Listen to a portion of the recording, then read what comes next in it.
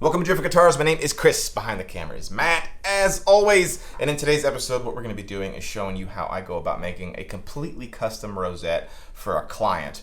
In addition to that, we're going to be talking a little bit about how to deal with customers if you are making custom guitars for folks, and how to deal with expectations as well as trying to create the thing that they see in their mind. But before we do that, I want to take just a second to let you guys know how much we appreciate every one of you guys watching our channel. And if you watch them regularly, make sure you hit that button just below where you can subscribe. And if you really are into it, you can hit that bell button so you're notified every single time we go live. In addition to that, take a little bit of time and check out our website at driftwoodguitars.com, and if you're really into it, you'll do that /electrics just underneath it, because Matt and I have just finished up a bunch of really awesome Titlecaster electric guitars that you guys saw in some previous episodes floating behind us, but the finished versions of those are now available for purchase on our website. Okay, so what we have here is a guitar that I'm building for a client that for the first time ever for me is actually on the entire other side of the earth. This guy is actually in Hong Kong, which is really cool, but it also makes communication quite difficult because we're using all emails back and forth, and I guess there's like a thing called like the international dateline,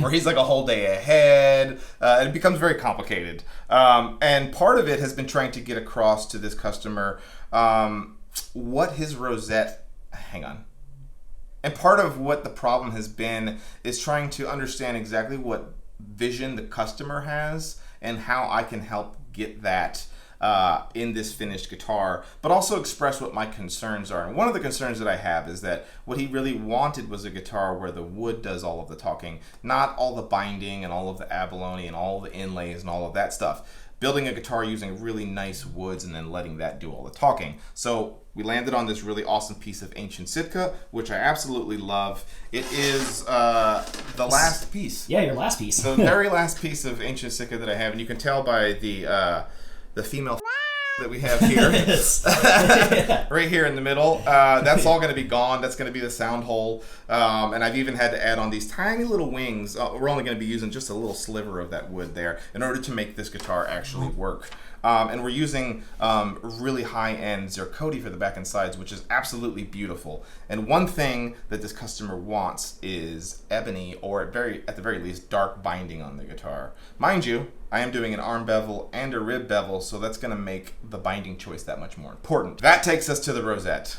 So one thing that he really, really wanted was a wooden rosette, which anybody who's checked out the website, you see that I think I've only ever done one wooden rosette ever. I've always just done abalone. In fact, I've got this other ancient Sitka guitar that I'm building right now. You can see that it's just a double abalone rosette. If I were to spray this down, you could see how much that pops. It looks really, really nice. It's simple, it's understated, yet it says like, hey, this is a nice guitar. Well, he didn't want that, so let's make it out of ebony so that it matches the binding. What I ended up doing was getting some Macassar ebony. This actually is a little leftover of the piece here, and I cut little pizza slices out of it, and then I put some Hawaiian koa between those slices and then glued it all together, and then we took it over the CNC machine and we cut it out, and this is what we have. I'm happy with how this looks, but what happened next was both predictable and pretty common in this world. So what I did is I sent him a picture of this and he really liked it, but I also sent him this photograph. I sent him a photograph of it with some rubbing alcohol on it. And he was very, very taken aback by how much darker that top looks. Hopefully it's coming out well in the video here. And it's something that I've been kind of trying to get across in email, like, hey, this top's going to get quite a bit darker. Look, it's lightening up already. But what happens is the rosette kind of disappears a little bit inside the mix because it is so dark. It's not a bad thing. I think that it's just something that he hadn't expected. Mind you, whatever wood choices we use on this rosette, they're also going to be carried over into all of the binding and the arm bevels and the rib bevels and all the trim on the whole entire guitar. So we have to get this right now. So once he saw that, I kind of reiterated my thoughts, which is that, hey, if you're going to do ancient Sitka, on all of the ancient Sitka guitars I've done so far, we've used maple for binding because I feel like it really frames the shape of the guitar without taking away from it. He still really likes the dark colored wood, but said, hey, I wouldn't mind making one very much like this, just like this ebony one, but we're going to use maple instead. So that's what we're going to do in today's episode. That's a long way of saying this is what we're doing. I've got this really really killer piece of, they call this tubular quilting. It's a tubular bra. God, that's stunning though. Look at that. It really is. So I'm excited to do this with this piece of wood and see what it looks like. I may or may not choose to do something a little bit different with those little divider pieces, but kind of off the top of my head, I'm thinking that maybe I'll use ebony for the dividing pieces. I think that would look kind of cool, don't you? Yeah. I don't know. Yeah, we'll do that. It's kind of like figuring it out as we go. And then just see what that looks like. I'll send photos to him, and then I'll let the client decide. And that goes into like what I was saying about managing customer expectations. It's important for me to be able to keep things realistic, but also to help if a customer is starting to kind of go down a direction where I feel like, that might not be the best. It's my job to guide them into what I think might be a better way. But at the same time, when it comes to things like this that are purely aesthetic, those I allow the customers to have a lot more leeway, because obviously they want it to look the way they want it to look. It's really important if they're wanting to make choices that sonically are going to affect the guitar in a bad way, that I go, hey, let's maybe not do that. So we're going to make another one, let him see what it looks like, and if he's like, I'm still not happy, we'll make another one down the road. We'll figure it out. But with that, let's get the bandsaw fired up, and I'm going to show you how I make these segmented rosettes.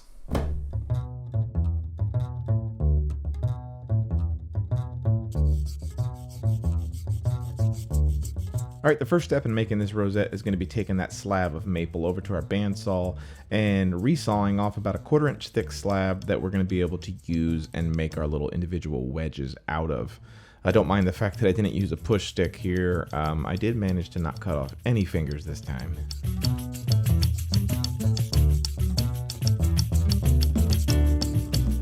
Once we've got our 1/4 inch slab, we can then run it through the bandsaw, and we're roughly going to make about a 1.5 inch, 2 inch wide strip of this quilted maple.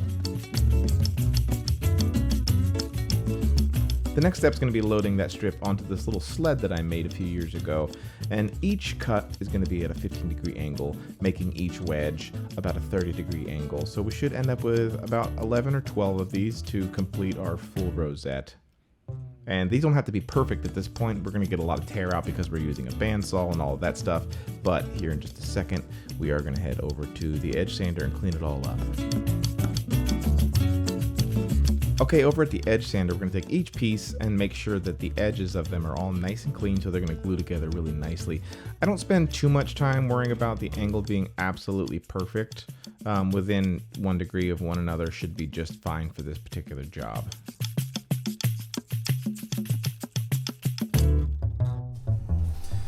Okay, so now that we have all these cut out and sanded, you can see that when we put them together, we start to get a circular shape. Mind you, this is just the method I came up with when I made that ebony rosette. I'm sure there's probably more like, this is how you're supposed to do it ways, but this is what works for me. I just randomly did some math, and we're doing these at 30-degree wedges, which is going to give us about 12 of them to get us our 360. Once again, it doesn't matter if we connect in the middle there because our fretboard's going to go. Was going to cut out some more ebony, but then realized I have some ebony binding, and I just ran it through my drum sander really quick to make it a little thinner. So what we need to do is just cut some strips that are about the width of these, and that way we can kind of start gluing this all together. So we'll just knock these out real fast and show you how I go about gluing all this together. Cool.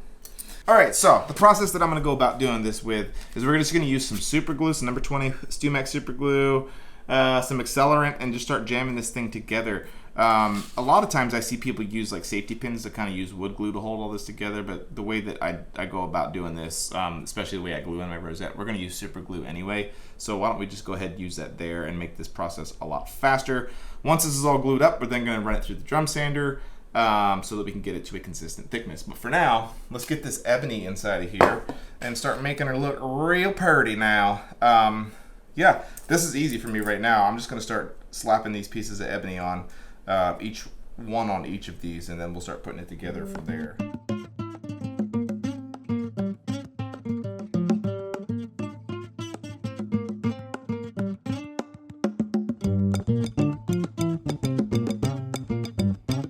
All right, we're gonna take a little thumb plane and just take that ebony down to even with the maple. It's gonna make our glue up job a lot easier here. The next step is just very carefully taking that medium viscosity super glue and gluing each wedge to one another. I do have this little piece of sandpaper turned upside down. I'm using it as a release agent so that the wedges don't get stuck to the bamboo board that I'm doing it on top of.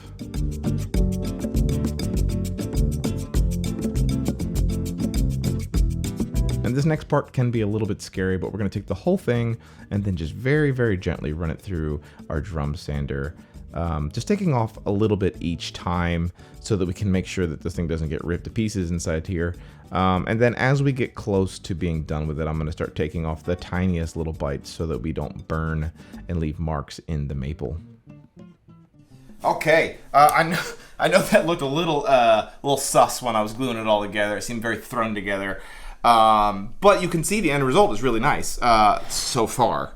We still need to do the actual cutting out of the shape as well as cutting in the section that's going to have the mother of pearl in it. But man, I'm super happy with how that looks so far. And already I think this is going to look better than the ebony version of it. But we shall see. So the next step for me is to actually, I'm going to double-sided tape this down to this piece of bamboo board that I have.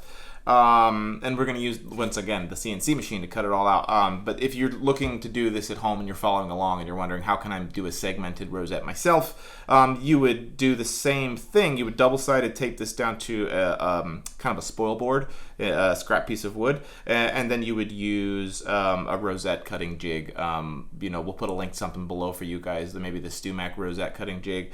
LMI makes them as well, and you could do it by hand.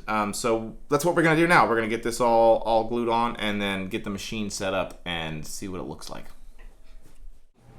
Okay, super happy with how that came out. A little pucker fest here and there, but it came out super good.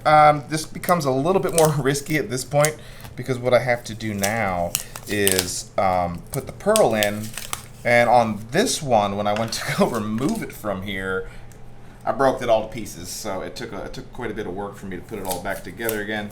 So hopefully it'll work this time. But what I've got, as soon as I remove this crap out of the way, there it is. There we go. That's the winter chicken dinner right there. Okay, so what we need to do now is hammer in the pearl, which is exactly what this little slot here is for. I've just got this advanced shell technology, the straight strips that I like so much that we've talked about many times on this channel. We just got those, and we're going to put those in here and see what she looks like. The trick here is to just be really, really patient and not try to force anything. I'm going to use the hammer here to just very, very lightly hammer the very tip of the pearl so that I can break it off into tiniest pieces as possible. It's not really that hard. It's really just a feel thing, and if this is your first time doing this, the main thing here is just to take your time.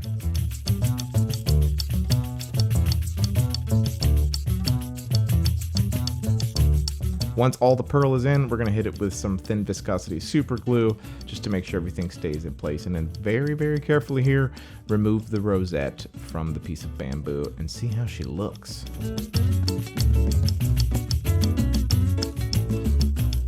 Okay, here is the final result. I'm super happy with it. I think it looks super cool.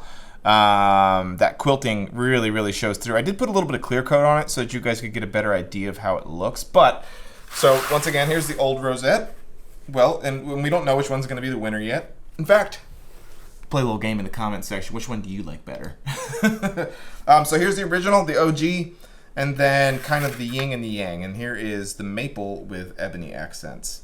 I guess I should spray the whole top again so you guys can get an idea of what that would look like. Boy, that pops, doesn't it? Mm-hmm. So you'd have your sound hole, and then there'd be a tiny little more piece of ebony or of maple on the inside here that would bind the inside of the sound hole. Once again, not my call. And honestly, I don't know. What do you like, Matt? I don't know. Now I see it. It's almost like, is it too bold? We'll have to see. Yeah. Doesn't really matter what we think. It doesn't matter what we think. But the worst case scenario, my client, he goes, I don't like either one of them. What I'll do is I'll actually just temporarily tape these to a little piece of cardboard, and we'll keep them in my inventory for future guitars if people want them. So as far as I'm concerned, like, none of this is wasted time, and that's always a healthy way to look at it if you're building guitars for clients, or if you make something for your guitar at home and you don't like it, save it, because you never know if you can use it in the future. What we're going to do is we'll take some photographs, we will email them to the client in Hong Kong and see what he thinks about it. All right, I hope you guys enjoyed it, and we will see y'all in the next one. Thanks, guys.